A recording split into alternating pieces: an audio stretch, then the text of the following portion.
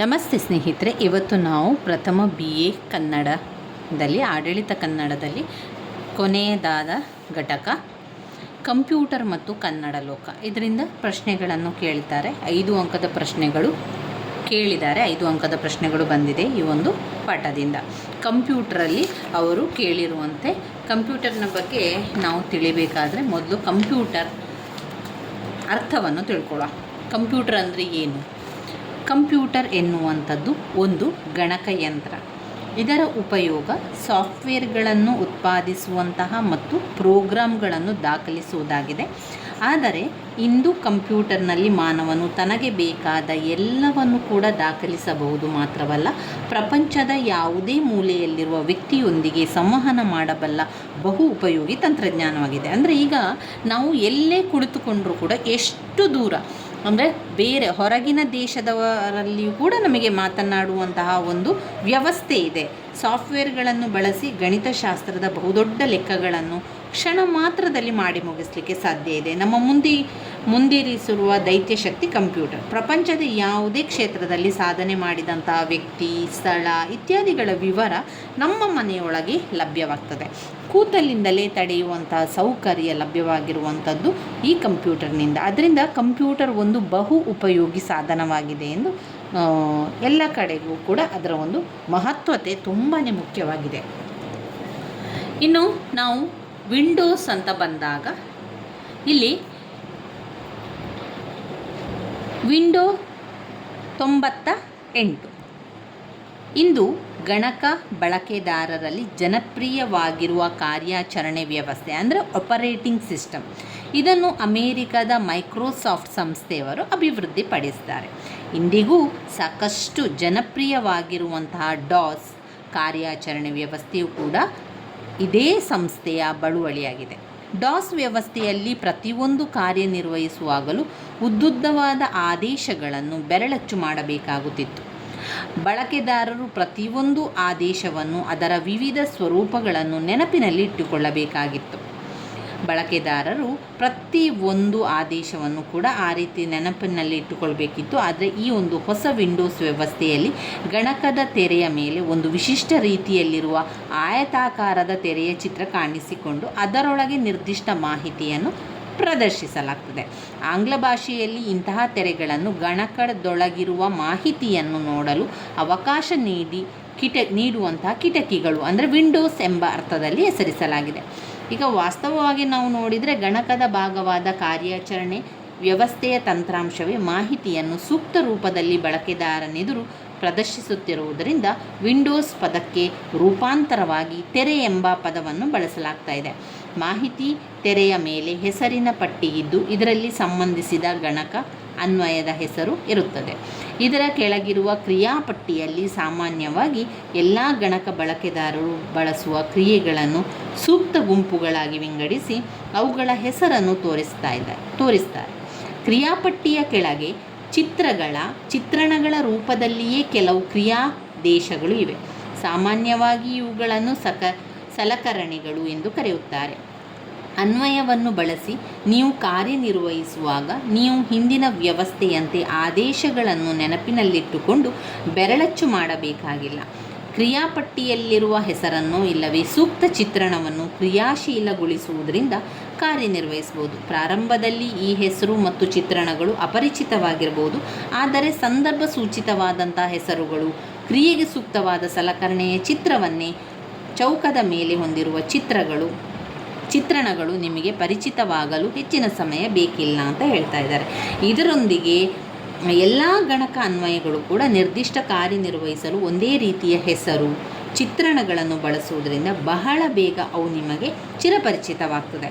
ಮಾಹಿತಿ ತೆರೆಯ ಪ್ರಧಾನ ಭಾಗವೇ ಮಾಹಿತಿಯ ವಿಭಾಗ. ನಿಮಗೆ ಬೇಕಾದ ಮಾಹಿತಿ ಅಥವಾ ನೀವು ನೀಡುತ್ತಿರುವಂತಹ ಮಾಹಿತಿ ಎರಡೂ ನಿಮಗೆ ಕಾಣುವುದು ಈ ಭಾಗದಲ್ಲಿ. ಪ್ರತಿಯೊಂದು ಕ್ರಿಯೆ ಕಾರ್ಯಾರಂಭ ಮಾಡಿದಾಗಲೂ ಕೂಡ ಮೊದಲು ಒಂದು ಸಂಭಾಷಣಾ ತೆರೆಯನ್ನು ನಾವು ಪ್ರದರ್ಶಿಸ್ತೇವೆ. ಈ ಸಂಭಾಷಣಾ ತೆರೆಯನ್ನು ಆಂಗ್ಲ ಭಾಷೆಯಲ್ಲಿ ಡಯಲಾಗ್ ಬಾಕ್ಸ್ ಎಂದು ಕರೆಯುತ್ತಾರೆ. ಇದರ ಸ್ವರೂಪವು ಕ್ರಿಯೆಗೆ ಸಂಬಂಧಿಸಿದಂತೆ ರೂಪಿತವಾಗಿರುತ್ತದೆ. ಇಲ್ಲಿಯೂ ಬಳಕೆದಾರರಿಗೆ ಸುಲಭವಾಗಲೆಂದು ಸಾಮಾನ್ಯವಾಗಿ ನೀಡುವ ಮಾಹಿತಿಯು ಈಗಾಗಲೇ ಪ್ರದರ್ಶಿತವಾಗಿರ್ತದೆ.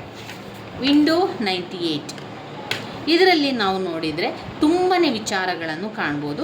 ವಿಂಡೋ ಕಾರ್ಯಾಚರಣಾ ವ್ಯವಸ್ಥೆಯೊಂದಿಗೆ ಕಾರ್ಯನಿರ್ವಹಿಸುವಾಗ ನಿಮಗೆ ನೆರವಾಗಲೆಂದೇ ಅತ್ಯವಶ್ಯಕವಾದ ಸಾಧನ ಹೊಂದಿರ್ತದೆ ಅದರಲ್ಲಿ, ಅದುವೇ ಗಣಕಯಂತ್ರಕರು. ಇದನ್ನು ಮೂಷಿಕ ಅಂತ, ಮೌಸ್ ಅಂತ ಹೇಳ್ತೇವಲ್ಲ ನಾವು, ಅದುವೇ ಇಲ್ಲಿ ನಾವೇನು ಹೇಳ್ತಾರೆ ಕನ್ನಡದಲ್ಲಿ ನಾವು ನೋಡಿದರೆ ಮೂಷಿಕ ಅಂತ ಹೇಳ್ತಾರೆ ಎಂದು ಕರೆಯುತ್ತಾರೆ. ನಿಮ್ಮ ಅಂಗೈ ಕೆಳಗೆ ಅದನ್ನು ಹೊಂದಿಕೊಳ್ಳುವಂತೆ ಅದನ್ನು ಯಾವ ರೀತಿ ಬೇಕಾದರೂ ಚಲಿಸಲಿಕ್ಕೆ ಸಾಧ್ಯ.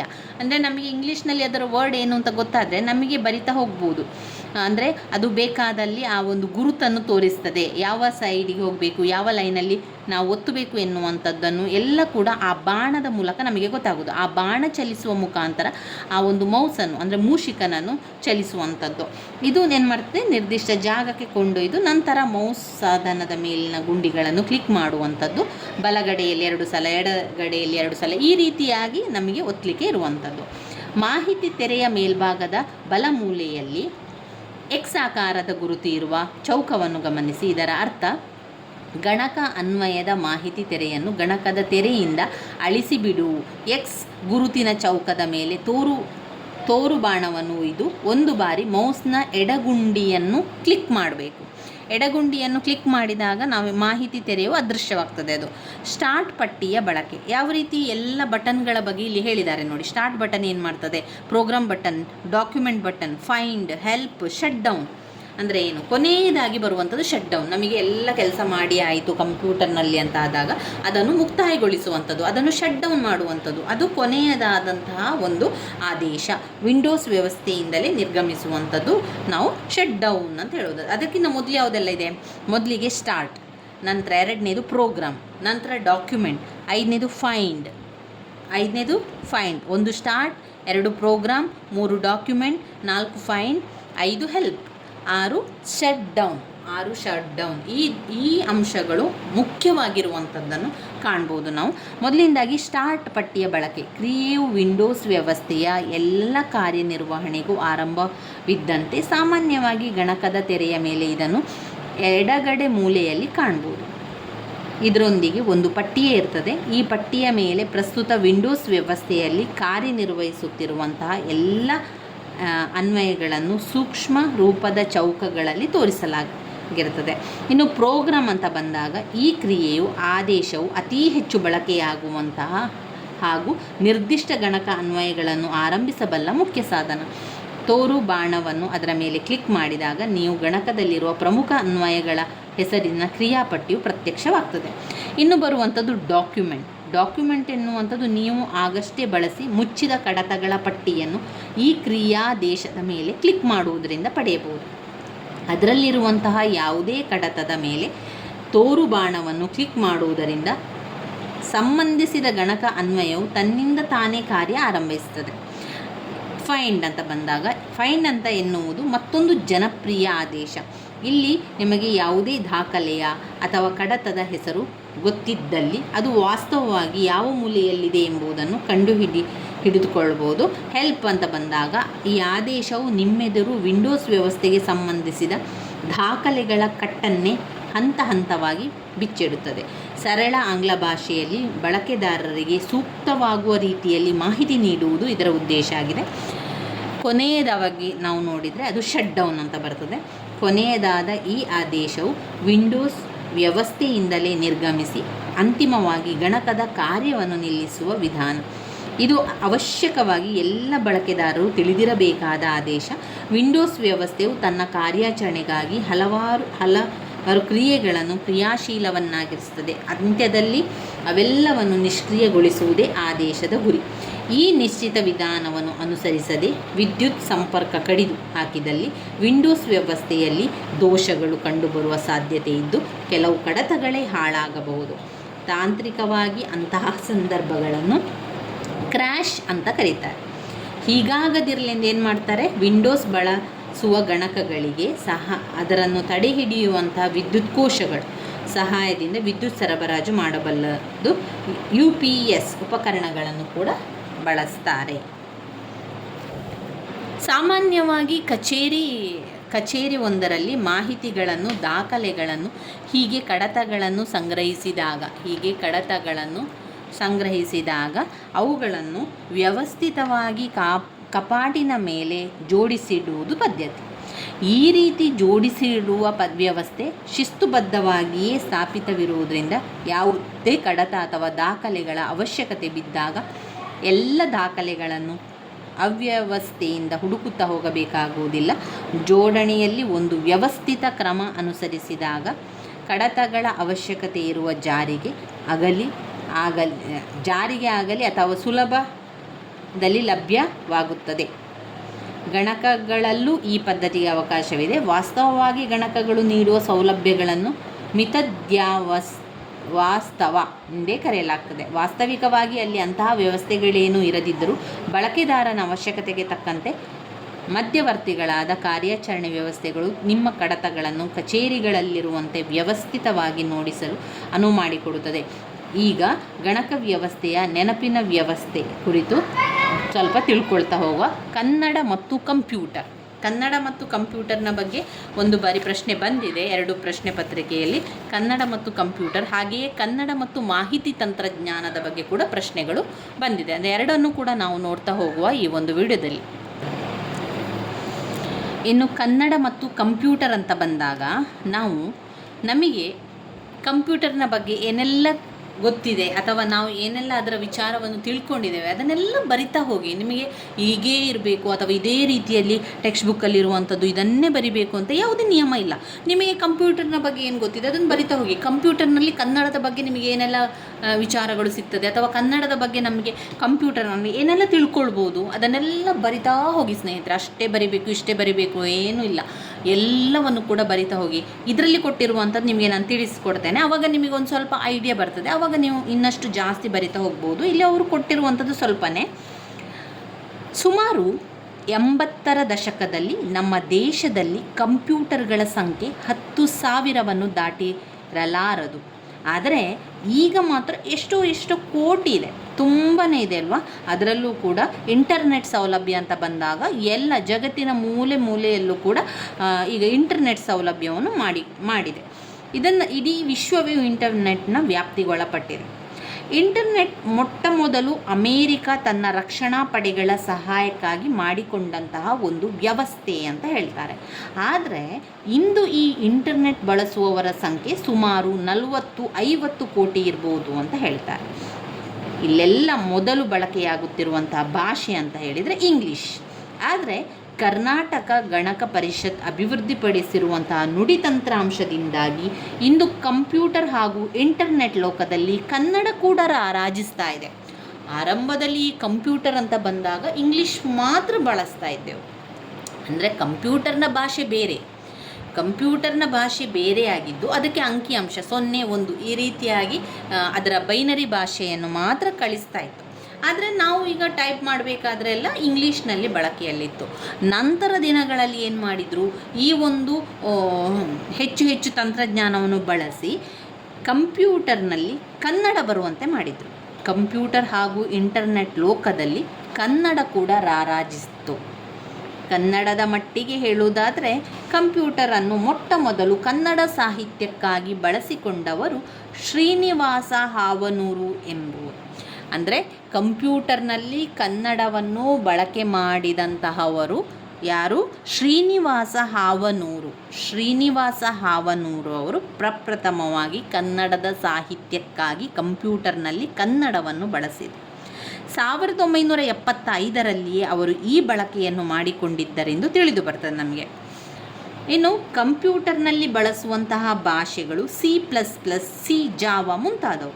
ಕನ್ನಡ ಭಾಷೆಯ ಪ್ರಯೋಗ ಇಸ್ಕಿ, ಆಸ್ಕಿ ಮತ್ತು ಯೂನಿಕೋಡ್ಗಳಲ್ಲಿ ಅದನ್ನು ನಡೆಸ್ತೇವೆ. ಇಲ್ಲೆಲ್ಲ ಕನ್ನಡ ಭಾಷೆಯಲ್ಲಿ ಬಳಸಬಹುದಾದ ತಂತ್ರಾಂಶಗಳನ್ನು ಶೇಖರಿಸಿಟ್ಟಿರುತ್ತಾರೆ. ಕಂಪ್ಯೂಟರ್ನಲ್ಲಿ ಸೂಕ್ತ ನಿರ್ದೇಶನವನ್ನು ನೀಡಿದರೆ ಅದರಂತೆ ಕಂಪ್ಯೂಟರ್ ಪರದೆ ತೆರೆದುಕೊಳ್ಳುತ್ತಾ ಹೋಗ್ತದೆ. ಇದಕ್ಕಾಗಿ ಪ್ರತ್ಯೇಕ ಕಂಪ್ಯೂಟರ್ನ ಅಗತ್ಯವಿಲ್ಲ. ಕಂಪ್ಯೂಟರ್ ಭಾಷೆಗಾಗಿ ಬಳಸುವ ಕಂಪ್ಯೂಟರ್, ಹಾರ್ಡ್ ಡಿಸ್ಕ್, ಮಾನಿಟರ್ ಇಲ್ಲೂ ಸಾಕು. ಬೆಂಗಳೂರನ್ನು ಭಾರತದ ಸಿಲಿಕಾನ್ ವ್ಯಾಲಿ ಅಂತ ಕರೀತಾರೆ. ಆದರೆ ಕನ್ನಡವನ್ನು ಕಂಪ್ಯೂಟರ್ನಲ್ಲಿ ಅಳವಡಿಸಲು ಸಾಕಷ್ಟು ಸಮಯವೇ ಹಿಡಿಯಿತು. ಇದಕ್ಕಾಗಿ ದುಡಿದ ಅನೇಕ ಮಹನೀಯರ ಶ್ರಮವನ್ನು ನಾವು ಅಲ್ಲಗಳೆಯುವಂತಿಲ್ಲ. ಪವನ ಜರವರು ವಿಶ್ವಕನ್ನಡ.com ಕನ್ನಡದ ಮೊದಲ ವೆಬ್ಸೈಟ್ ಆಯಿತು. ವಿಶ್ವಕನ್ನಡ.com ಎನ್ನುವಂಥದ್ದು ಮೊದಲ ವೆಬ್ಸೈಟ್, ಕನ್ನಡದಲ್ಲಿ ಬಂದಂತಹ ಮೊದಲ ವೆಬ್ಸೈಟನ್ನು ನಿಮ್ಮ ಉತ್ತರ ಪತ್ರಿಕೆಯಲ್ಲಿ ಅದನ್ನು ಬರೀರಿ. ವಿಶ್ವಕನ್ನಡ.com ಎನ್ನುವಂಥದ್ದು ಬಂತು. ಈ ರೀತಿಯಾಗಿ ಕನ್ನಡ ಮತ್ತು ಕಂಪ್ಯೂಟರ್ನ ಜೊತೆಗಿನ ಸಂಬಂಧವನ್ನು ಬರೀತಾ ಹೋಗಿ ನಮಗೆ ಕನ್ನಡ ಅಂತ ಬಂದಾಗ ಕನ್ನಡದ ಸಾಹಿತ್ಯ ಇರ್ಬೋದು, ಕನ್ನಡದ ವ್ಯಾಕರಣ ಇರ್ಬೋದು, ಕನ್ನಡ ವರ್ಣಮಾಲೆಯಿಂದ ಹಿಡಿದು ಕನ್ನಡಕ್ಕೆ ಸಂಬಂಧಪಟ್ಟಂತಹ ಗದ್ಯ ಪದ್ಯ ಎಲ್ಲ, ಚಂಪೂ ಕಾವ್ಯ, ಹಳೆಗನ್ನಡ ಎಲ್ಲ ಕೂಡ ತಿಳ್ಕೊಳ್ಬೋದು. ಈಗ ನಾವು ಕಂಪ್ಯೂಟರ್ನಲ್ಲಿ ಪ್ರತಿಯೊಂದು ವಿಚಾರದ ಬಗ್ಗೆ ಮಾಹಿತಿಯನ್ನು ನಮಗೆ ಅದು ಕೊಡ್ತದೆ. ಕನ್ನಡಕ್ಕೆ ಸಂಬಂಧಪಟ್ಟಂತಹ ಪ್ರತಿಯೊಂದು ವಿಚಾರವನ್ನು ನಮಗೆ ತಿಳಿಸ್ತದೆ. ಯಾವುದೇ ರೀತಿಯ ಗೊಂದಲಗಳನ್ನು ಪರಿಹಾರ ಮಾಡಿಕೊಡ್ತದೆ.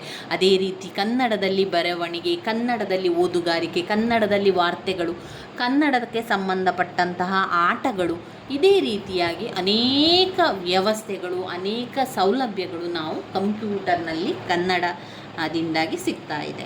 ಇನ್ನು ಕಡತದ ನಿರ್ವಹಣೆ ಮಾಡುವುದು ಅಂದರೆ ದಾಖಲೆಗಳನ್ನು, ಸಾಮಾನ್ಯವಾಗಿ ಕಚೇರಿ ಒಂದರಲ್ಲಿ ಮಾಹಿತಿಗಳನ್ನು, ದಾಖಲೆಗಳನ್ನು ಕಡತಗಳಲ್ಲಿ ಸಂಗ್ರಹಿಸಿದಾಗ ಅವುಗಳನ್ನು ವ್ಯವಸ್ಥಿತವಾಗಿ ಕಪಾಟಿನ ಮೇಲೆ ಜೋಡಿಸಿಟ್ಟಿರುವುದು ಪದ್ಧತಿ.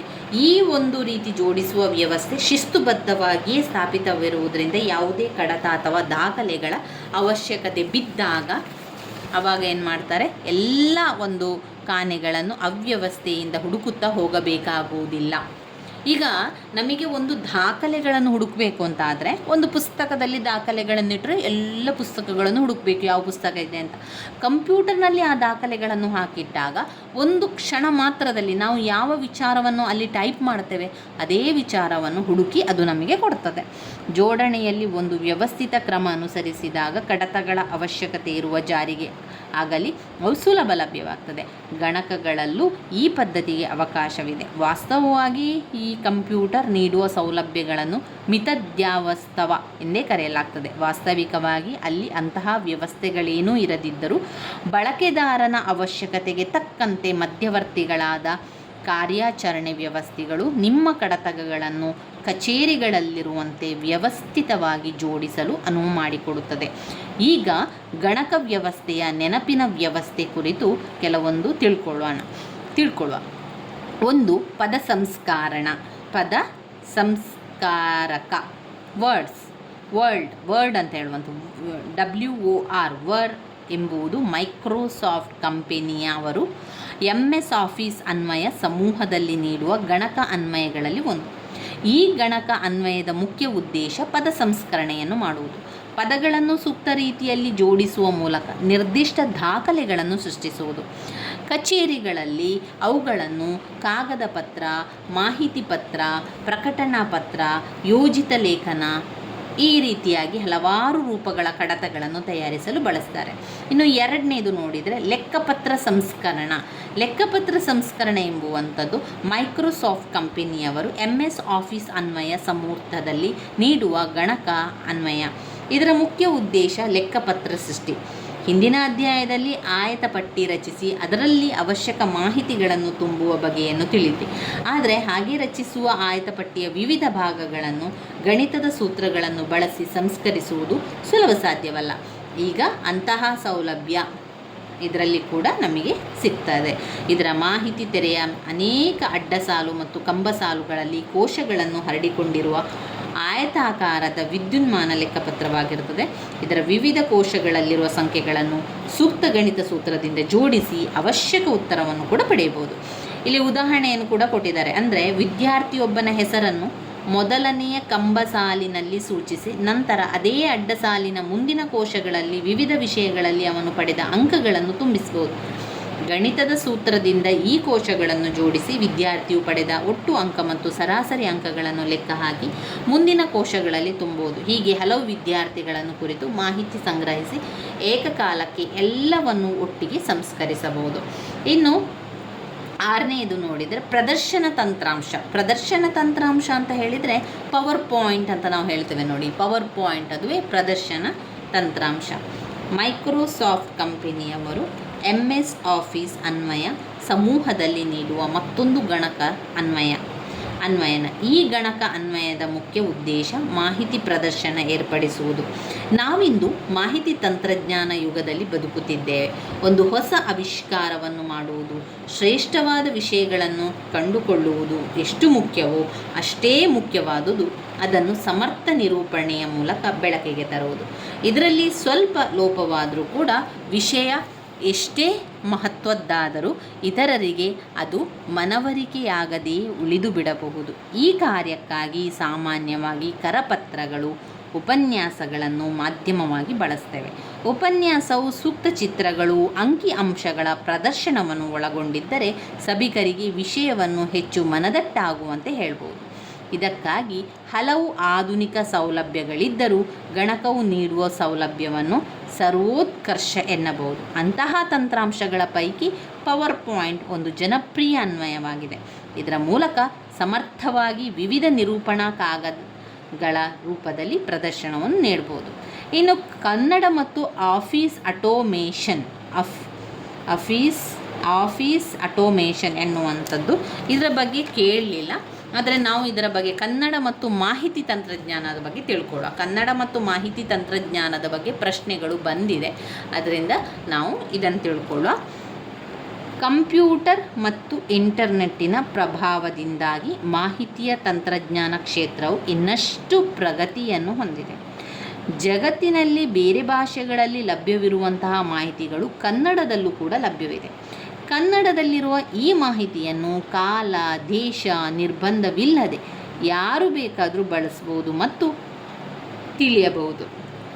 ಇಂದು ಅನೇಕ ವೃತ್ತಪತ್ರಿಕೆಗಳಿರ್ಬೋದು, ವಾರ ಪತ್ರಿಕೆಗಳಿರ್ಬೋದು, ಮಾಸಪತ್ರಿಕೆಗಳ ಜಾಲತಾಣಗಳು ಕನ್ನಡದ ಭಾಷೆಯಲ್ಲಿ ಕಾಣಸಿಗ್ತದೆ. ಜಗತ್ತಿನಲ್ಲಿರುವ ಮಾಹಿತಿಯನ್ನು ಈ ಮಾಧ್ಯಮದ ಮೂಲಕ ಕನ್ನಡದಲ್ಲಿಯೂ ಕೂಡ ಪಡೆಯಬಹುದು. ಹಾಗಾಗಿ ಕ್ರೀಡೆ, ವ್ಯವಹಾರ, ಸಿನಿಮಾಗಳ ವಿವರಗಳು ಅದು ರಾಷ್ಟ್ರೀಯವಾಗಿರಲಿ ಅಂತಾರಾಷ್ಟ್ರೀಯವಾಗಿರಲಿ ಇಂದು ಕನ್ನಡದಲ್ಲಿ ಲಭ್ಯವಿದೆ.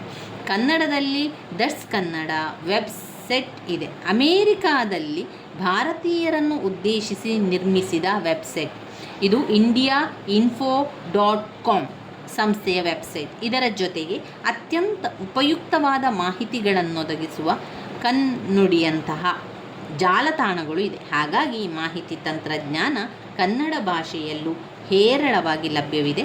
ಇದೆಲ್ಲದರ ಜೊತೆಗೆ ಗೂಗಲ್ ಸರ್ಚ್ ಇಂಜಿನ್, ಕನ್ನಡ ನಿಯತಕಾಲಿಕವು, ಇನ್ನೂ ಹಲವಾರು ಗೂಗಲ್ ಸರ್ಚ್ ಇಂಜಿನ್ ಕನ್ನಡ ನಿಯತಕಾಲಿಕವು, ಇನ್ನೂ ಹಲವಾರು ವೆಬ್ಸೈಟ್ಗಳು ಕನ್ನಡದಲ್ಲಿ ಇವೆ ಎಂಬುದನ್ನು ನಾವು ತಿಳಿಬೋದು. ಇನ್ನು ಕನ್ನಡ ಮತ್ತು ಈ ಅಂಚೆಯನ್ನು ಕೂಡ ಕೇಳಿದರೂ ಕೂಡ ಇದೇ ರೀತಿಯಲ್ಲಿ ಇರ್ತದೆ ನೋಡಿ. ಇಮೇಲ್ ಎನ್ನುವುದಕ್ಕೆ ಕನ್ನಡದಲ್ಲಿ ಈ ಅಂಚೆ ಅಂತ ಹೇಳೋದು, ಕ್ಷಮಿಸಿ, ಈ ಅಂಚೆ. ಇಮೇಲ್ ಎನ್ನುವುದಕ್ಕೆ ಕನ್ನಡದಲ್ಲಿ ಈ ಅಂಚೆ ಅಂತ ಹೇಳ್ತಾರೆ. ಹಿಂದಿನ ಕಾಲದಲ್ಲಿ ಅಂಚೆ ಒಂದು ಪ್ರದೇಶದಿಂದ ಇನ್ನೊಂದು ಪ್ರದೇಶಕ್ಕೆ, ರಾಜ್ಯದಿಂದ ಇನ್ನೊಂದು ರಾಜ್ಯಕ್ಕೆ ತಲುಪಲು ಬಹಳ ಸಮಯ ಹಿಡಿತಾ ಇತ್ತು. ಬರುತ್ತಾ ಏನಾಯಿತು, ಟೆಲಿಫೋನ್ಗಳ ಆಗಮನದಿಂದಾಗಿ ಸುದ್ದಿ ಬೇಗ ತಲುಪುವಂತಾಯಿತು. ಫೋನ್ ಬಂತು ನೋಡಿ. ಮೊದಲು ಅಂಚೆ ಮಾತ್ರ ಇತ್ತು, ಕಾಗದ ಬರೆಯುವಂಥದ್ದು, ಲೆಟರ್ ಬರೆಯುವಂಥದ್ದು. ಆವಾಗ ಫೋನೆಲ್ಲ ಇರಲಿಲ್ಲ. ಅದರಿಂದ ಏನಾಗ್ತು, ತುಂಬ ಸಮಯದ ನಂತರ ವಿಷಯ ತಲುಪ್ತಾ ಇತ್ತು. ಒಂದು ವಿಷಯವನ್ನು ಹೇಳಲಿಕ್ಕೆ ಅದು ಎಷ್ಟೋ ತಿಂಗಳುಗಟ್ಟಲೆ ಕಾಲ ಆಗ್ತಾಯಿತ್ತು. ಈಗ ಯಾವುದಾದ್ರೂ ಒಂದು ವಿಷಯ ಈಗ ಹೇಳಬೇಕು ಅಂತಂದರೆ ಈ ಕ್ಷಣದಲ್ಲಿ ಫೋನ್ ಮಾಡಿ ಹೇಳಲಿಕ್ಕೆ ಆಗ್ತದೆ. ನಂತರದಲ್ಲಿ ಸಾರಿಗೆ ಸಾಧನಗಳ ಮೂಲಕವೂ ಸುದ್ದಿಗಳು ಬೇಗ ತಲುಪ್ತಾ ಇದ್ದವು. ಇತ್ತೀಚೆಗೆ ಈ ಅಂಚೆ ಸಹಾಯದಿಂದ ಬೇರೆ ದೇಶಗಳಿಗೆ ಕ್ಷಣಮಾತ್ರದಲ್ಲಿ ಅಂಚೆಯನ್ನು ಕೂಡ ರವಾನಿಸ್ಬೋದು. ಅದನ್ನು ವಿದ್ಯುತ್ ಅಂಚೆ ಅಂತ ಹೇಳುವರು. ಪ್ರಪಂಚದ ಎಲೆಕ್ಟ್ರಾನಿಕ್ ಮೇಲ್ ಅಂತ ಹೇಳೋದು ಇದಕ್ಕೆ, ಮೇಲ್ ಕಳಿಸುವಂಥದ್ದು. ಬೇರೆ ಬೇರೆ ದೇಶಗಳಲ್ಲಿ ವಾಸಿಸುತ್ತಿರುವ ಕನ್ನಡಿಗರಿಗಂತೂ ಈ ಅಂಚೆಯಿಂದ ತುಂಬಾ ಆನಂದವಾಗಿರ್ತದೆ. ಹೊರದೇಶದಲ್ಲಿರುವಂಥವರಿಗೆಲ್ಲರಿಗೂ ಕೂಡ ತಕ್ಷಣ ವಿಷಯ ತಿಳಿಲಿಕ್ಕೆ ಸಹಾಯ ಆಗ್ತದೆ. ಅದು ಮೇಲ್, ಕನ್ನಡ ಮತ್ತು ಈ ಅಂಚೆ ಅಂತ ಬಂದಾಗ. ಯಾಕಂದರೆ ಒಂದು ಮಾತೃಭಾಷೆ ಕೊಡುವ ಆನಂದ ಇತರ ಯಾವುದೇ ಭಾಷೆ ನೀಡಲಾರೋ. ಈ ಹಿನ್ನೆಲೆಯಲ್ಲಿ ಅಪಾರ ಕನ್ನಡಿಗರ ಆನಂದಕ್ಕೆ ಕಾರಣವಾದದ್ದು ಈ ಅಂಚೆ. ಇಂಟರ್ನೆಟ್ ಸಹಯೋಗದೊಂದಿಗೆ ಕಂಪ್ಯೂಟರ್ ನಮಗೆ ಈ ಸೌಕರ್ಯವನ್ನು ಒದಗಿಸ್ತದೆ. ಕಂಪ್ಯೂಟರ್ ಮೂಲಕ ಇಮೇಲ್ ಉಪಯೋಗಿಸಿ ಎಲ್ಲಿಗಾದರೂ ಕೂಡ ನಾವು ಮೇಲನ್ನು ಕಳಿಸ್ಬೋದು. ಮತ್ತು ಸ್ವೀಕರಿಸಬಹುದು. ಸಂದೇಶಗಳು, ಮೆಸೇಜ್ಗಳು, ಆಡಿಯೋ ಅಥವಾ ವಿಡಿಯೋ ಫೈಲ್ಗಳನ್ನು ಒಂದೇ ಸಮಯದಲ್ಲಿ ಹಲವರಿಗೆ ಕಳಿಸುವಂತಹ ವ್ಯವಸ್ಥೆ ಕೂಡ ಈಗ ಇದೆ. ಇದರ ಮೂಲಕ ಸಂದೇಶಗಳನ್ನು ಮುದ್ರಿಸಬಹುದು, ಓದಬಹುದು, ಫಾರ್ವರ್ಡ್ ಕೂಡ ಮಾಡಬಹುದು, ಉತ್ತರಿಸಬಹುದು ಅಥವಾ ಅಳಿಸಿ ಕೂಡ ಹಾಕಬಹುದು. ಅಂಚೆ ಸೇವೆಗಳ ಹಾಗೆ ಇಮೇಲ್ ಕಳುಹಿಸಲು ಕಾಲ ವಿಳಂಬವಾಗುವುದಿಲ್ಲ. ಕ್ಷಣ ಮಾತ್ರದಲ್ಲಿ ಸಂದೇಶಗಳನ್ನು ತಲುಪಿಸಬಹುದು ಅಥವಾ ಅದನ್ನು ಪಡೆಯಬಹುದು. ಜೊತೆಗೆ ಇದಕ್ಕಾಗಿ ಯಾವುದೇ ಹಣವನ್ನು ಪಾವತಿಸುವಂತಿಲ್ಲ. ಆದರೆ ಕಂಪ್ಯೂಟರ್ ಜೊತೆಗೆ ಇಂಟರ್ನೆಟ್ ಇರಲೇಬೇಕೆಂಬುದು ಅರಿಯುವಿರಿ ಅಂತ ಹೇಳಿದ್ದಾರೆ. ಇಮೇಲ್ನಲ್ಲಿ ಅಕೌಂಟನ್ನು ಹೊಂದಿರಬೇಕಾದುದು ಮುಖ್ಯ. ಸಂದೇಶಗಳನ್ನು ಕಳಿಸುವ ಮತ್ತು ಸ್ವೀಕರಿಸುವ ಮೇಲ್ ಬಾಕ್ಸನ್ನು ಇಮೇಲ್ ಅಕೌಂಟ್ ಅಂತ ಹೇಳುವಂಥದ್ದು. ಇಮೇಲ್ ಸೇವೆ ಒದಗಿಸುವ ಹಲವಾರು ವೆಬ್ಸೈಟ್ಗಳಿರುವುದನ್ನು ನಾವು ಗಮನಿಸ್ಬೋದು. ಹಾಟ್ಮೇಲ್, ರೆಡ್ಡಿಫ್, ಯಾಹೂ ಈ ರೀತಿಯಾಗಿ ಕಾಣ್ಬೋದು. www.hotmail.com, www.rediffmail.com, www.mailyahoo.com ಎನ್ನುವಂಥದ್ದು. ಈ ವೆಬ್ಸೈಟ್ಗಳಲ್ಲಿ ನೀವು ಅಕೌಂಟನ್ನು ಹೊಂದಬಹುದು. ಜೊತೆಗೆ ನಿಮ್ಮ ಅಕೌಂಟನ್ನು ರಕ್ಷಿಸಲು ಗೌಪ್ಯವಾಗಿಡಲು ಪಾಸ್ವರ್ಡನ್ನು ಕೂಡ ಮಾಡಿಕೊಳ್ಳಬೇಕು. ಪಾಸ್ವರ್ಡ್ ಸಹಾಯದಿಂದ ನಿಮ್ಮ ಅಕೌಂಟ್ ಓಪನ್ ಆಗುತ್ತದೆ ಎಂಬುದನ್ನು ನಾವು ತಿಳಿದಿದ್ದೇವೆ. ಇನ್ನು ಇದರಲ್ಲಿ ವಿದ್ಯುನ್ಮಾನ ಬ್ಯಾಂಕೋದ್ಯಮದ ಮಾದರಿಗಳು, ಪೂರ್ಣ ಕೇಂದ್ರೀಕೃತ ಪರಿಹಾರ, ಹಾಗೆಯೇ ಗುಂಪಿನ ವಿಧಾನ, ಬ್ಯಾಂಕಿನೊಳಗೆ ಉನ್ನತ ತಾಂತ್ರಿಕತೆಯ ಬ್ಯಾಂಕ್, ವಿದ್ಯುನ್ಮಾನ ರವಾನೆ ಅಂದರೆ ಎಲೆಕ್ಟ್ರಾನಿಕ್ ರೆಮಿಟೆನ್ಸ್ ಅಂತ ಹೇಳುವಂಥದ್ದು. ಇನ್ನು ಕನ್ನಡ ಮತ್ತು ಬಹುಮಾಧ್ಯಮ ಅಂತ ಬಂದಾಗ ಅದರ ವಿಚಾರವಾಗಿ ಕೂಡ ನಾವು ಸ್ವಲ್ಪ ತಿಳ್ಕೊಳ್ಳೋಣ. ಭಾಷೆಯ ವ್ಯಾವಹಾರಿಕ ಮತ್ತು ಗ್ರಂಥಸ್ಥ ಎಂದು ಕರೆಯುತ್ತಾರೆ. ಜನರು ಪ್ರತಿನಿತ್ಯ ತಮ್ಮ ವ್ಯವಹಾರಗಳಿಗಾಗಿ ಉಪಯೋಗಿಸುವಂತಹ ಭಾಷೆ ವ್ಯಾವಹಾರಿಕ ಭಾಷೆ ಆಗಿರುತ್ತದೆ. ಈ ಭಾಷೆಯಲ್ಲಿ ಗ್ರಂಥಗಳು ರಚನೆಯಾಗಿರಬಹುದು ಅಥವಾ ರಚನೆಯಾಗಿಲ್ಲದೇ ಕೂಡ ಇರಬಹುದು. ಉದಾಹರಣೆಗೆ ನಾವು ನೋಡಿದರೆ ತುಳು, ಲಂಬಾಣಿ ಈ ಭಾಷೆಗಳು ಕೇವಲ ವ್ಯಾವಹಾರಿಕ ಭಾಷೆಗಳು. ಹಾಗೆಯೇ ಗ್ರಂಥಸ್ಥ್ಯ ಭಾಷೆಗಳೆಂದರೆ ಯಾವ ಭಾಷೆಗಳಲ್ಲಿ ಗ್ರಂಥಗಳು ಲಭ್ಯವಿರುತ್ತದೆಯೋ ಆ ಭಾಷೆ ಗ್ರಂಥಸ್ಥ ಭಾಷೆ. ಉದಾಹರಣೆಗೆ ಸಂಸ್ಕೃತವು ಇಂದು ವ್ಯಾವಹಾರಿಕ ಭಾಷೆ ಅಲ್ಲ, ಅದು ಗ್ರಂಥದ ಭಾಷೆ. ಇದರ ಜೊತೆಗೆ ಒಂದು ಭಾಷೆ ವ್ಯಾವಹಾರಿಕವೂ ಗ್ರಂಥಸ್ಥವೂ ಕೂಡ ಆಗಿರುವುದರಲ್ಲಿ ಸಾಧ್ಯತೆ ಇದೆ. ಉದಾಹರಣೆಗೆ ಕನ್ನಡ, ತಮಿಳು, ಹಿಂದಿ, ತೆಲುಗು ಈ ಭಾಷೆಗಳು ವ್ಯಾವಹಾರಿಕವಾಗಿಯೂ ಹಾಗೆಯೇ ಗ್ರಂಥ ರಚನೆಗೂ ಕೂಡ ಬಳಸಲಾಗಿದೆ. ಇಂತಹ ಭಾಷೆಗಳಿಗೆ ಬಹುಮಾಧ್ಯಮಗಳನ್ನು ಅಳವಡಿಸಿ ಕಲಿಯುವುದು ಸಾಧ್ಯವಿದೆ. ಒಂದು ಭಾಷೆಯಲ್ಲಿ ಬಳಸಬಹುದಾದ ಬಹುಮಾಧ್ಯಮಗಳೆಂದರೆ ದೃಶ್ಯ ಮತ್ತು ಶ್ರವ್ಯ. ಇದಕ್ಕೆ ಚಾಕ್ಷುಷ ಮತ್ತು ಶ್ರವ್ಯ ಎಂದು ಕರೆಯುವುದನ್ನು ಕೂಡ ನಾವು ಕಾಣ್ಬೋದು. ಇದು ತಂತ್ರಜ್ಞಾನ ಯುಗ, ಕಂಪ್ಯೂಟರ್ ಯುಗ, ತಂತ್ರಜ್ಞಾನದ ಯುಗ. ಇವತ್ತು ಕಂಪ್ಯೂಟರ್ ಇಲ್ಲದೆ ಯಾವ ಕಲಿಕೆಯೂ ಕೂಡ ಸಾಧ್ಯವಾಗದ ಅನಿವಾರ್ಯ ಸ್ಥಿತಿ ಇದೆ. ಇಂತಹ ಕಂಪ್ಯೂಟರ್ನ ಉಪಯೋಗದಿಂದ ಒಂದು ಭಾಷೆಯನ್ನು ಹೆಚ್ಚು ಆಕರ್ಷಕವಾಗಿಯೂ ಅರ್ಥಪೂರ್ಣವಾಗಿಯೂ ಕಲಿಸುವ ಸಾಧ್ಯತೆಗಳು ಇಂದು ಒದಗಿದೆ. ಈಗ ತಾನೇ ಅಕ್ಷರ ಲೋಕವನ್ನು ಪ್ರವೇಶಿಸಿದ ಮಗು ಆ್ಯನಿಮೇಷನ್ ಮೂಲಕ ಬಹಳ ಬೇಗ ತನ್ನ ಕಲಿಕೆಯ ಮಟ್ಟವನ್ನು ಉತ್ತಮಗೊಳಿಸಿಕೊಳ್ಳುತ್ತಿರುವುದನ್ನು ನಾವು ಕಾಣ್ಬೋದು. ಅಲ್ಲಿ ಮಗುವಿಗೆ ಪದ ಉಚ್ಚಾರ, ಅರ್ಥ, ಚಿತ್ರ ಮುಂತಾದವು ವಿವಿಧ ಬಣ್ಣ ಆಕಾರಗಳಲ್ಲಿ ಸಚಿತ್ರವಾಗಿಯೂ ಸುಂದರವಾಗಿಯೂ ಗೋಚರಿಸ್ತದೆ. ಆಗ ಆ ಮಗು ಆ ಪದದ ವಸ್ತುವನ್ನು ಕಣ್ಣಿನಿಂದ ನೋಡುವುದಷ್ಟೇ ಅಲ್ಲ, ಕಿವಿಯಿಂದಲೂ ಕೇಳಿಸಿಕೊಳ್ಳುತ್ತದೆ. ಹಾಗಾಗಿ ಈ ಪದದ ವಿವರಗಳು ಮನಪಟಲದಲ್ಲಿ ಸ್ಥಿರವಾಗಿ ಬಹುಕಾಲ ಉಳಿಯುವುದಲ್ಲದೆ ಶೀಘ್ರವಾಗಿ ಮನನವಾಗ್ತದೆ. ಕನ್ನಡ ಬೋಧನಾ ಭಾರತಿಯು ಇಂಥ ಪ್ರಯೋಗವನ್ನು ಮಾಡಿದೆ. ಒಂದು ಪದ್ಯ ಭಾಗವನ್ನು ಎತ್ತಿಕೊಂಡು ಆ ಪದ್ಯವನ್ನು ಹೇಗೆ ಓದಬಹುದು, ಅದರ ನಿಜವಾದ ವಾಚನ ಶೈಲಿ ಯಾವುದು, ಆ ಪದ್ಯದ ಅರ್ಥವೇನು, ಅಲ್ಲಿ ಬರುವಂತಹ ಕಠಿಣ ಪದಗಳ ಅರ್ಥ, ಅವುಗಳ ಉಚ್ಚಾರಣೆಯ ರೀತಿ, ಆ ಪದ್ಯವನ್ನು ವಿವರಿಸಲು ಆರಿಸಿಕೊಂಡಿರುವಂತಹ ಪಠ್ಯ, ಅದರ ಕರ್ತೃವಿನ ಜನ್ಮಸ್ಥಳ, ಆ ಕರ್ತೃವಿನ ಜನ್ಮಸ್ಥಳ ಇತ್ಯಾದಿ ವಿವರಗಳನ್ನು ಸಚಿತ್ರವಾಗಿಯೂ ತೋರಿಸಿ ವಿವರಿಸಿರುವುದೇ ಕನ್ನಡ ಬೋಧನಾ ಭಾರತೀಯ ಹಿರಿಮೆ. ಹೀಗಾದಾಗ ವಿದ್ಯಾರ್ಥಿಗೆ ಆ ಪಠ್ಯದ ಪೂರ್ಣ ಅರಿವು ಲಭ್ಯವಾಗ್ತದೆ. ಇದೆಲ್ಲ ಕೂಡ ಬಹುಮಾಧ್ಯಮದ ಪರಿಣಾಮವೇ ಅಲ್ಲವೇ? ಆದರೆ ಈ ಸೌಲಭ್ಯ ಪಡೆಯಲು ಕಂಪ್ಯೂಟರ್ ಬೇಕೇ ಬೇಕು. ಕಂಪ್ಯೂಟರ್ ಸಹಾಯವಿಲ್ಲದೆ ಕನ್ನಡಕ್ಕೆ ಬಹುಮಾಧ್ಯಮ ಸುಲಭವಾಗಿರತಕ್ಕದ್ದು. ಇಂದು ಅನೇಕ ಜನ ವಿಜ್ಞಾನಿಗಳ ಬಹುಶ್ರಮದ ಪರಿಣಾಮವಾಗಿ ದಿನನಿತ್ಯ ಉಪಯೋಗಿಸಬಹುದಾದ ಎಲ್ಲ ಮಾಹಿತಿಗಳು ಕನ್ನಡದಲ್ಲಿ ಲಭ್ಯವಾಗುತ್ತಿದೆ. ಈ ಬ್ಯಾಂಕಿಂಗ್, ಈ ಅಂಚೆ, ಅವುಗಳ ಮೂಲಕ ಪ್ರತಿನಿತ್ಯದ ಬಿಲ್ಲುಗಳು ಸುಲಭವಾಗಿ ಪಾವತಿಸಲು ಸಾಧ್ಯವಾಗಿದೆ. ರೋಗಗಳ ತಪಾಸಣೆಗೂ ಕಂಪ್ಯೂಟರ್ ಬಳಕೆ ಅನಿವಾರ್ಯವಾಗಿದೆ.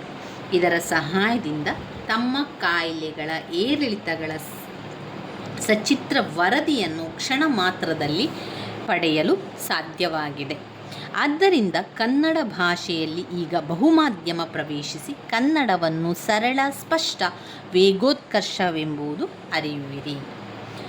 ಇವಿಷ್ಟು ನಾವು ಕನ್ನಡ ಕಂಪ್ಯೂಟರ್ ಬಗ್ಗೆ ತಿಳ್ಕೊಳ್ಳುವಂಥದ್ದು. ಅದರಲ್ಲಿ ಬರುವಂತಹ ಕೆಲವೊಂದು ಪ್ರಶ್ನೆಗಳ ಬಗ್ಗೆ ನಾವು ತಿಳ್ಕೊಂಡೆವು.